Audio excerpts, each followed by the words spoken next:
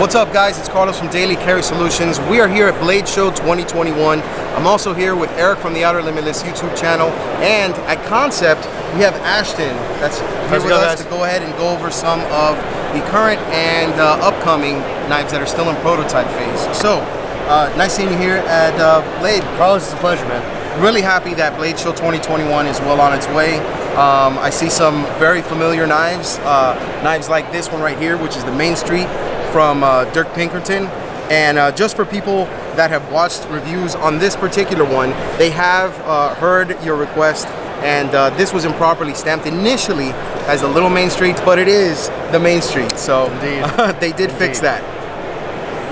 All right, so getting into some of the knives we have here, I see a pretty familiar designer. This one, if I'm not mistaken, is Matt Degnan. Nice. You can see that right there in his maker's mark.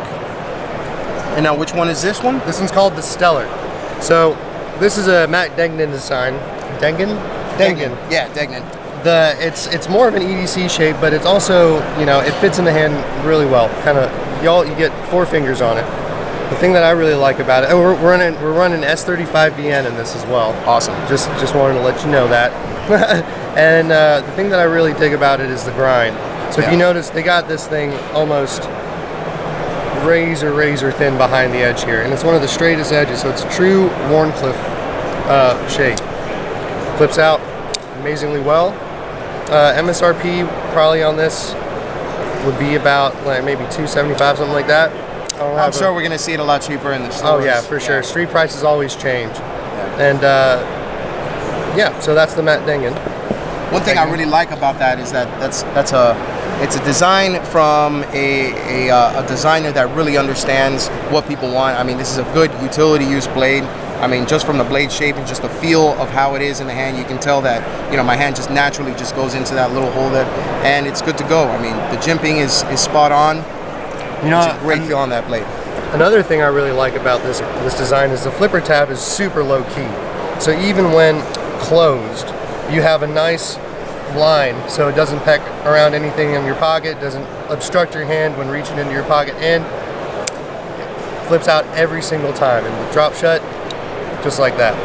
Nice. Nice little sway back here, kind of gives it a little bit of a unique look. Solid design, super solid design. Really interesting clip as well.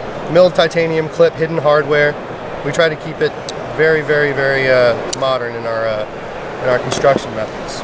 You know, I was just looking at the box, and it also shows that it's just under 3 inches. So that's awesome for states that don't allow for knives that are greater than 3 inches. Something to really consider. You know, you get titanium scales, you get upper tier blade steel, and you're going to get a really good price. Once, I believe that they are already out in most of the larger most of these should be out already. So check the price, and you should be able to see what it is, and don't rely on me. All right, so on the subject of flippers, I see one from Jelly Jerry guy. Yeah, I think I've seen some of his stuff from Tucson. Yeah. Nice to see him. He's at Kansept now. Okay. Yeah, he's kind of a prolific designer. His designs are usually very striking. He's a solid CAD guy. He only does this in CAD, and because of that, he manages to get some really out of the box designs, especially in the handle. So right here we got a twill carbon fiber inlay, no gaps, nothing, really well done. Some milling, pivot collar, blue anodized pivot there, back spacer, milled clip with a little bit of detail, you know, some milling on the back here, and like a really excellent feeling hand. That thumb ramp really catches your thumb in every grip you really want it to. So that's the thing I really love about the Jelly Jerry designs. He manages to make it comfortable for pretty much every grip, and then obviously we got a nice fall shut. So the deployment on this is a little bit tricky. We got thumb studs, we got a front flipper, and we got a flipper. Okay, so a little bit of something for everybody. Exactly. So that's good. We got solid deployment on the thumb stud, right? Front flipper, a little bit. You got to get it going. This flipper tab in the back, kind of, you have to move your hand out of the way, but it comes out. And then as far as flipping, the natural place you rest your finger, you'll kind of get a failed deployment. But push button, comes right out like a rocket. Very nice. One thing I really like about this design that I have to say, it's more about the designer that totally. translates into his designs. You can see that there's a lot going on, but it all comes together pretty nicely on this particular knife. Absolutely. It's very easy to get lost when you start to go ahead and add things, you know, into a design between the inlays and the pivot collar, you know, just the milled titanium. Absolutely. It's nice to see that, you know, Jerry was Jelly Jerry was able to go ahead and get all of that into one cohesive design and still make it look great, which is something he is known for. You know, if you check out his Instagram, you'll see CAD after CAD of just some striking designs. So he's, like I said, prolific. He does some really good work. So this here is the Model 6. It's a Nick Swan design. Yeah, I haven't seen that yet. This is one of the first releases we're going to be doing in a premium M390. Okay. So this one's all DLC. You know, Nick Swan's a designer. He focuses more on the EDC style stuff, but we got a nice belly on this blade here, and for the size and the construction, it's incredibly light. This is Model 6. We're going to be releasing this probably at the end of the quarter, starting in the fall. I can't guarantee. I don't know when, but it's coming. It's nice to see. Maybe it's just my eyes, but I'm looking here and it looks like there's like the titanium scales are contoured a little bit. Oh yeah, absolutely. So a contoured titanium handle will give you a lot better purchase in hand instead of the flat slab style like we have on the Pelican here. I'm sorry, the Steller. The Steller. Yeah. My bad, guys. Well, it's nice to see because I mean there are a lot of knives that with some companies, and I'm not saying this with Kansept because obviously this one right here with all of the milling and the titanium shows that they'll go just a little bit more into fixing stuff, and absolutely. Lord knows milling titanium is not cheap. No. To get something like this and you know create some contoured scales, it's not something that every knife company likes to do with all of their knives. So it's nice to see that they went a little bit extra, you know, with the finishes, the contouring, the blade option, the blade steel. Right. They did a lot of good work on this one. Absolutely.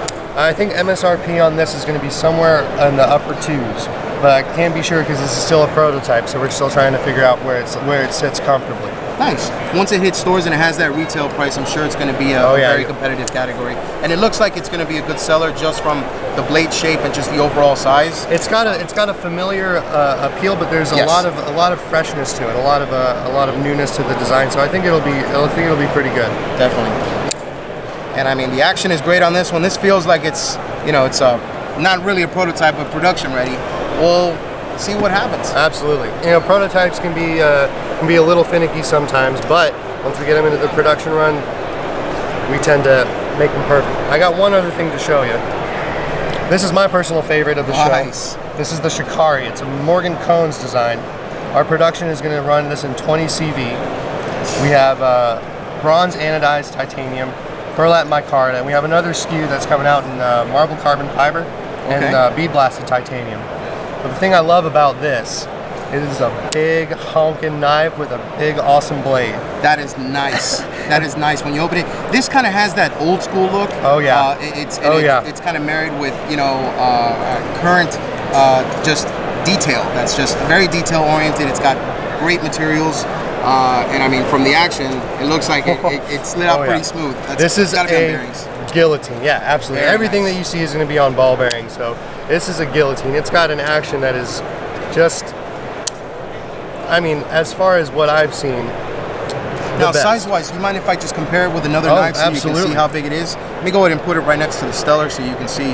It is a big knife. All right. Action is good. And there it is. It's head and shoulders above the stuff. Just a little bit bigger, right? Absolutely. My personal preference is bigger knives. Yeah. This one might be a little big for a lot of people, but I think the aesthetic, it brings back, harkens back to sort of that Paul Hogan, that's not a knife. That's a great reference. And to be completely honest, I'm sure that it may translate well if they ever choose in the future to make you know, a compact version. Absolutely, absolutely. You know, this design, we have a lot of meat on the handle, and this ramp tends to situate the thumb in a perfect position. Awesome. This is a really nice. And now, what's the name of this one? Shikari. The The Shikari. The Shikari. And this one's not out just yet? Not out just yet. It'll probably be released at the same time as the Model 6. Okay. Let me go ahead and give that back to you. Very nice knife. Thank you, sir. I like Ashton, those things. you got some awesome knives here, and thanks for showing that one last one. That one last one. Okay. All right. I'm looking at Kansept right now. Okay. All right. I appreciate it, Carlos. Thank you for stopping by the booth, man. Nice seeing you, Ashton. Likewise.